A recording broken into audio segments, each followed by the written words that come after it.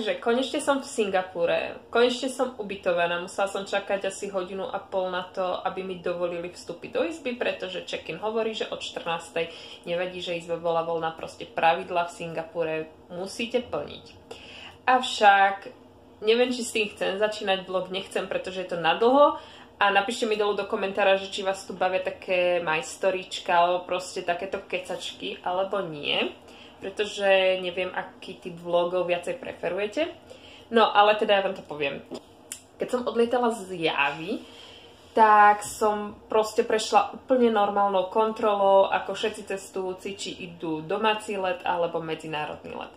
Lenže mala som odlietať z gateu 4 a gate 4 tam nebol. Proste bol tam gate 1, 2, 3 a potom nič. Tak som sa pýtala, že kde ten gate 4, že halo, Harry Potter nastúpi ešte 9 až 3/4, že nie, nemám 11 rokov, nenastúpim do Rockfortu, alebo do Bradavic pro Čechov. Tak mi povedali proste, že to musím ísť ešte cez imigračné a to sa otvára proste až hodinku pred odletom. Hovorím, OK. Ako náhle sa to otvorilo, vytrepala sa tam obrovská rada, tak som chvíľu čakala, zrazu ma začali vyhlasovať, lenže vyhlasovali ma tou indoangličtinou a ja som absolútne nerozumela čo, tak som si myslela, že ma proste vyhlasujú, že som ešte neprešla tou imigračnou kontrolou, takže som vyšla cez tú imigračnú kontrolu a tam som bola šokovaná, tam bola ďalšia kontrola na tekutiny a toto všetko, pretože v Ázii sa absolútne takáto kontrola nerieši, ale asi tým, že som išla do Singapuru, tak proste sa to muselo riešiť. Tam ma nasrali, pretože mi vyhodili 120 ml vodičku na šošovky. Budíš oka. No. A ako som sa tam odbavila a zistila som teda, že OK, že tam je gate 4, tak ma znovu vyhlasovali. Znovu som im nerozumela, tak som sa išla spýtať vlastne pracovníka, že halo, že to mňa vyhlasujú a že čo po mne chcú, že ja im proste nerozumiem z toho repráku. Tak mi proste vysvetlil, že našli niečo v mojej batožine, ktorú som si odbavovala hneď na začiatku, tá čo ide do podpalubia a že proste ma tam potrebujú. A ja, že ty kokos, úplne ma zalial pot, pretože som pašovala mušle. No tak som sa vrátila cez jednu kontrolu, cez imigračné, cez ďalšiu kontrolu, tam ma všade viedol ten pracovník a som došla teda pôvodne na check-in. Tam mi povedali, že mám powerbanku v kufri a ja hovorím si do Riči, že to je problém mať powerbanku v kufri, oni, že áno. Hovorím, fajn, tak si ju zoberiem do lietadla. No lenže som nevedela, kde v tom celom veľkom bagli mám proste powerbanku, tak oni mi to znovu presvedcovali, aby mi ukázali, že v ktorej časti to mám. Našťastie to bolo na vrchu, takže som to našla. Zobrala som si to do batožiny a znovu som išla naspäť. Lenže keď som išla naspäť, tak som musela znovu prejsť kontrolou a predtým im prosím pekne vadili v mojom ruksaku magnetky. Takže znovu som išla tou istou kontrolou, ktorú som prešla prvýkrát. Znovu som musela vyťahovať magnetky a dokazovať, že tam tie štvorčeky, ktoré vám ukazujú cez to, tak sú magnetky. OK. Potom som prešla znovu cez imigračné, to som už našťastie mohla obiehať rady aj všetko.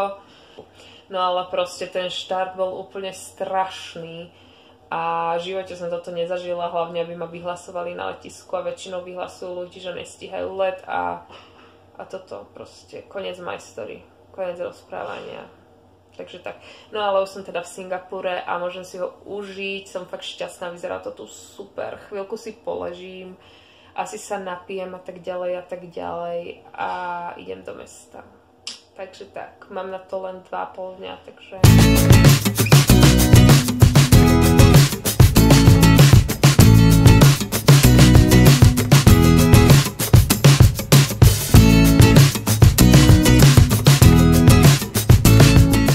No, takže trošku extrém z tej striedmosti, ktorú som tu mala posledný mesiac, že obchodné centrum, to sú tie 3 veže, čo všade proste vidíte, keď si nakliknete, že Singapur.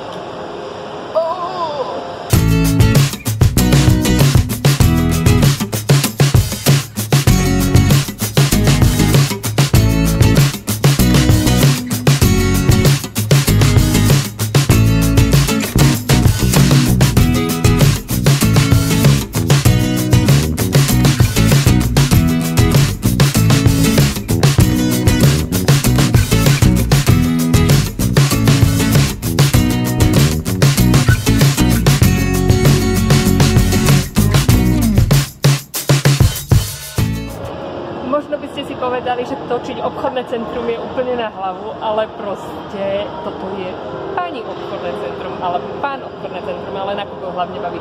A momentálne sa vezem na 4.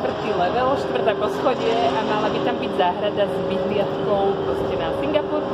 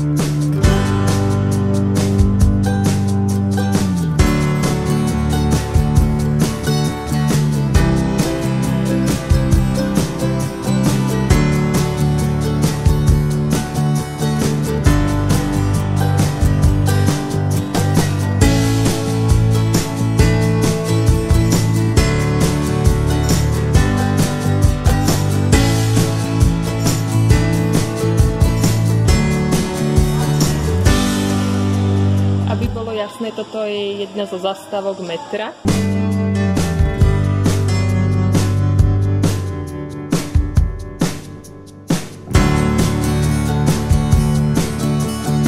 Takže práve som vystúpila z metra a vošla do botanickej záhrady a idem sa pozrieť, ako to tu majú, pretože som čítala, že sa to oplatí vidieť. Tak som teda tu.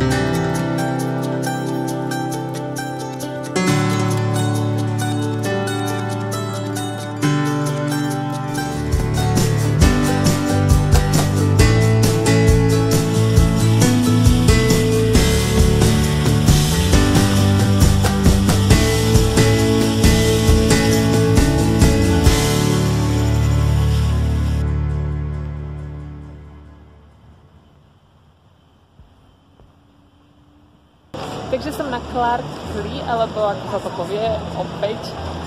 A dočítala som sa na nete, že vraj je tu fajn nočný život, tak som sa rozhodla, keďže sa v noci neváža, sa sem idem pozrieť.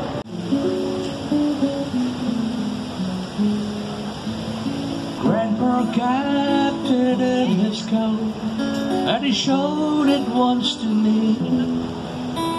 He said, boy, you might not understand, but a long, long time ago,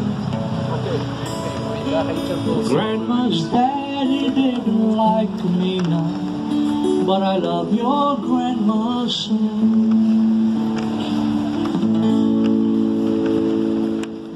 Neuveriteľné. Check-in si urobíte cez prístroj, batožím ho odovzdáte cez prístroj a ľudí už ani vlastne nevidíte len okolo seba, ale že by pre vás niečo robili.